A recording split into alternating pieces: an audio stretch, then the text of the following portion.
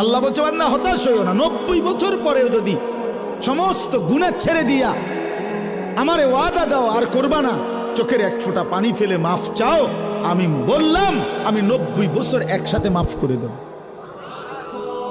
মাফ, হতাশ হইও না বান্দা, ফিরে আসো, আমি তোমারে জান্নাত দিতে চাই বান্দা, তুমি নেও বান্দা নেও।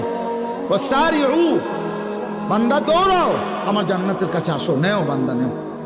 কোরআন শরীফ আল্লাহ ডাক দিছে, বান্দা আও না, আও না বান্দা, নেও না, নেও বান্দা, ফিরাইয়া দিও না আমার মতো মালিকের জান্নাত।